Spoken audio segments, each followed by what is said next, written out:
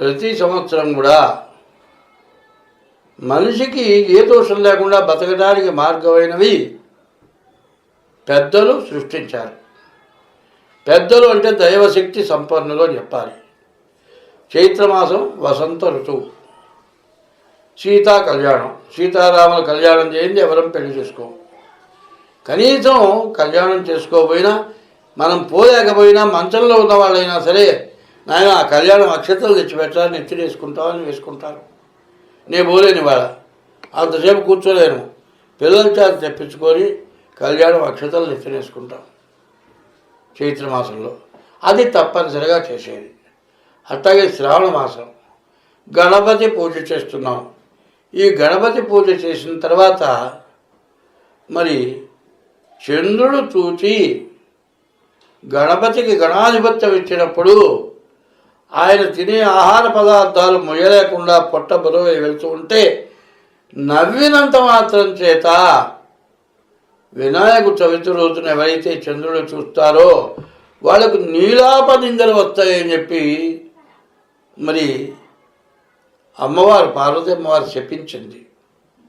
దాన్ని పోవటం కోసము కాదు, నీలాప నిందలు పోవటం కోసం కాదు. చెప్పాలంటే దేవగణాలందరికీ అధిపతి. దేవతలు 33 కోట్ల మంది, మానవులు 84 లక్షల మంది మానవులు. అంటే మానవుల కంటే దేవతలు ఎక్కువ మంది ఉన్నారు. అంతమంది దేవతలు కలిసి ఆయనకి శక్తినిచ్చి ఆయన ఉద్భవింపజేశారు. దేవతలంతా పూజించే గణపతిని మనం పూజిస్తే ఆ గణపతిలో ఉన్న శక్తి వల్ల మన పాపాలని పోతాయని చెప్పింది.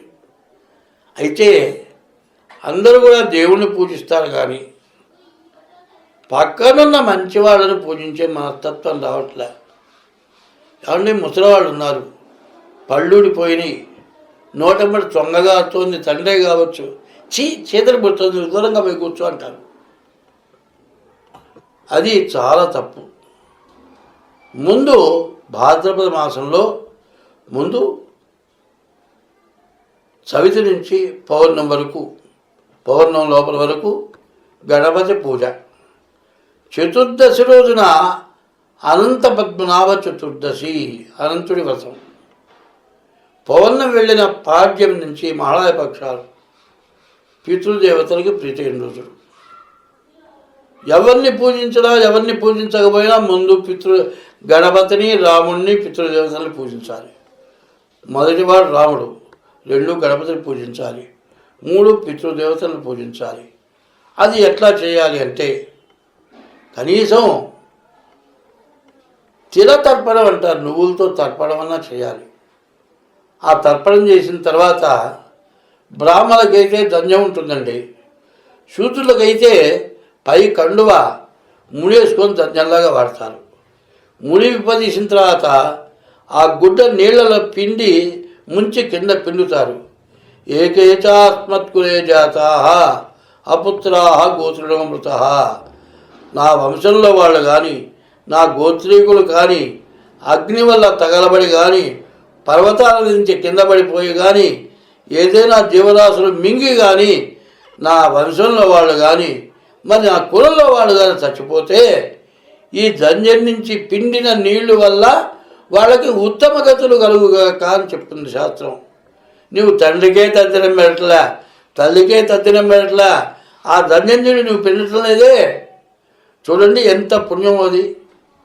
మరి మా నాన్న పోయింది మాకు తెలియదండి, మా పెద్దవాళ్ళంతా ఆ కర్మ తప్పితే మళ్ళీ చేయలేరు.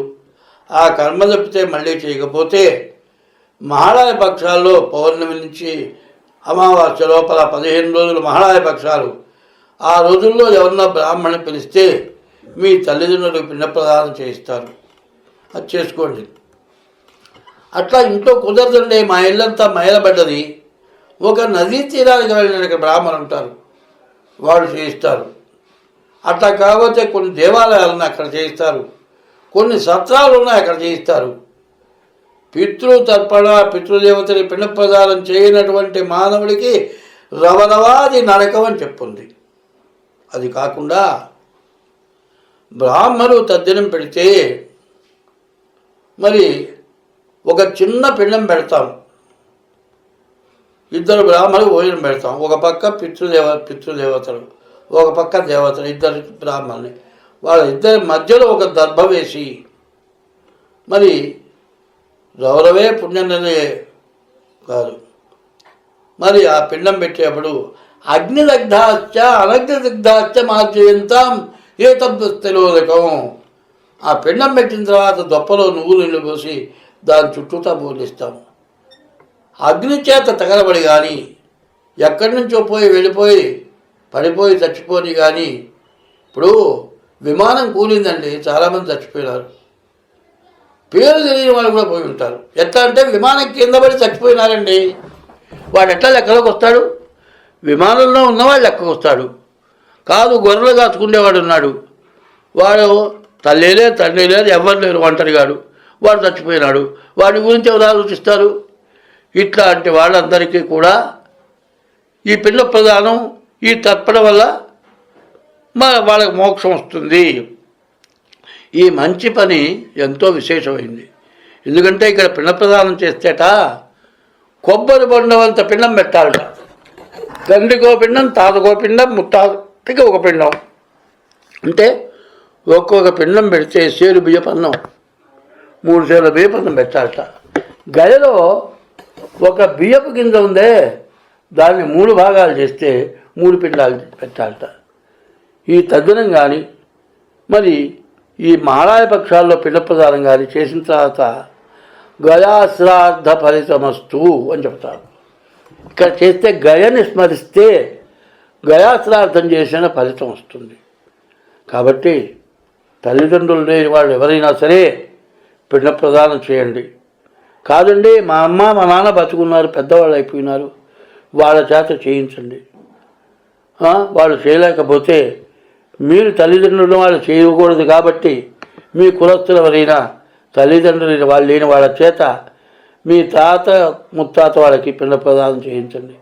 ఇట్లా చేస్తే మీకు ఇప్పుడున్నటువంటి సమస్యలన్నీ పోతాయి. ఇప్పుడు సమస్య పోవటానికి ఎక్కడ ఏ రకంగా పోతుందని ఆలోచిస్తాం. క్యాన్సర్ వచ్చిన వాళ్ళు రకరకాలైన వ్యాధులు, రకరకాలైన మందులు వాడుతున్నారు. ఇప్పుడు మన కష్టాలు వచ్చినాయి, ఎన్ని రకాలుగా పోతుందో అన్ని రకాలుగా చేయాల్సిందే తప్పదు.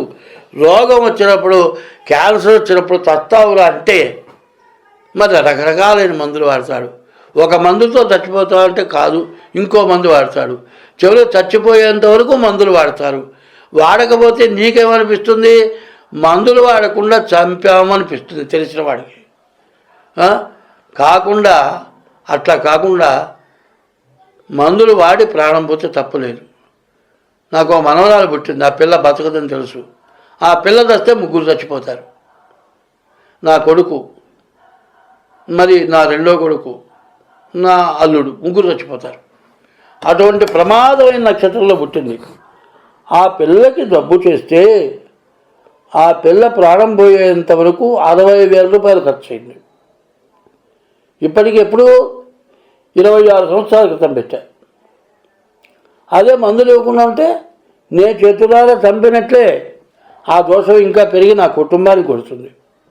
కాబట్టి కుటుంబానికి ఎటువంటి పాపాలు చుట్టుకోకుండా ఉండాలి అంటే ధర్మాన్ని ఏ విధంగా ఉండాలో అట్లా ధర్మం వహించాలి. ధర్మో రక్షతి రక్షిత. ధర్మాన్ని నువ్వు రక్షిస్తే ధర్మం నిన్ను రక్షిస్తుంది. ధర్మస్య జయోస్తు. ధర్మమైన పనులు చేస్తే జయం కలుగుతుంది. అధర్మస్య నాశోస్తు. అధర్మం వల్ల నాశనం జరుగుతుంది. ప్రాణిషు సద్భావనాస్తు. పాము దగ్గర నుంచి, తేల దగ్గర నుంచి దేన్ని కూడా చంపకూడదు. ప్రాణిషు సద్భావనాస్తు. వాటిని బతకనివ్వమనాలి. అట్లా ఉండేట్లయితే విశ్వస్య కళ్యాణమస్తు. ప్రపంచం మొత్తం బాగుంటుంది. చూడండి, ధర్మం చేస్తే జయం, అధర్మం చేస్తే అపజయం. మరి ప్రాణిషు సద్భావనాస్తు. ప్రాణాలని ఏ ప్రాణిని హింస పెట్టకుండా ఉంటే విశ్వం మొత్తం బాగుంటుంది. మరి మనం ఎన్ని పాపాలు చేస్తే ఈ బాధలు వస్తున్నాయో చూడండి. అందరం బాగుండాలి అంటే ఈ రకమైన పద్ధతులు చేయాలి. ఎవరి ఇష్టదైవాన్ని వాళ్ళు పూజించాలి. ఇంకోళ్ళని ద్వేషించకూడదు. పక్కవాడు బాగుంటే మనం బాగుంటామని నమ్మకంతో పక్కవాడు బాగుండాలని కోరుకోవాలి.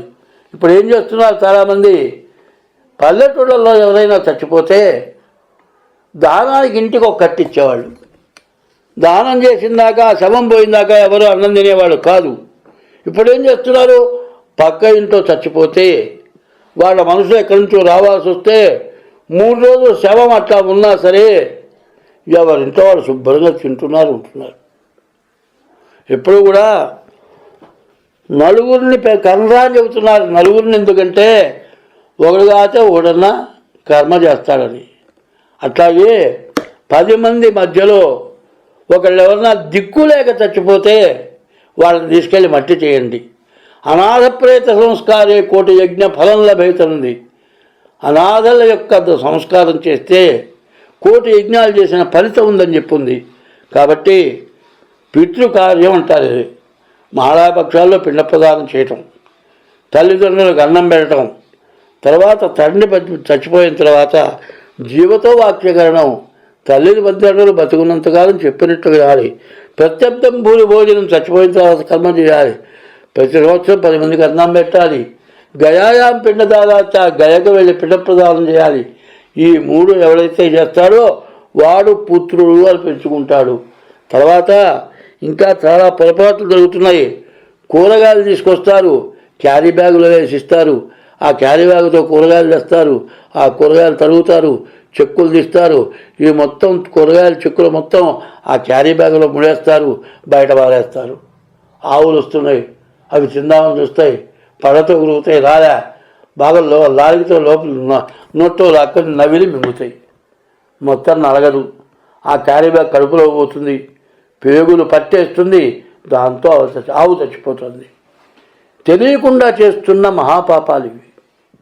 ఈ తెలియకుండా చేసే మహాపాపాలు ఎట్లాంటివంటే అర్థంగా చేసేవి అవి, తెలిసి చేసేవి కొన్ని ఉన్నాయండి. మరి ఒక మనిషిని కత్తితో పొడిస్తే పాపమా? చంపింది కరెక్టేనా? బాత్రూంలో పోయినావు కదా, అక్కడ చీమల పుట్ట బయలుదేరింది. ఆ చీమలు పోవటానికి ఒక బకెట్ నీళ్ళు కొట్టి బాత్రూంలో పోయినావు. ఆ చీమకి ప్రాణం ఉందా? దాన్ని చంపావా నువ్వు? తెలియని పాపమేనా? చెప్పులు వేసుకొని దాన్ని పోతున్నావు, తేలేముంది? చెప్పు లేకపోతే చెప్పు కింద పడ్డ తేలు అంటారు. చెప్పు కింద పడ్డ తేలు అదే చచ్చిపోతుంది చెప్పు ఒత్తిడికి. మనం ఎవరిని చంపినా ఏది చేసినా హింసే. హింసకి దూరంగా ఉండటం మంచిది. అయితే చాలామంది ఏం చెబుతారంటే వాళ్ళు పూర్వజన్మలో మనం చంపితే మనం వాళ్ళని చంపామంటారు. కానీ వాడు చేసిన పాపం మనం చేస్తే మనకు వాడికి తేడా ఏమిటండి? అది చేయడం తప్పు కదా.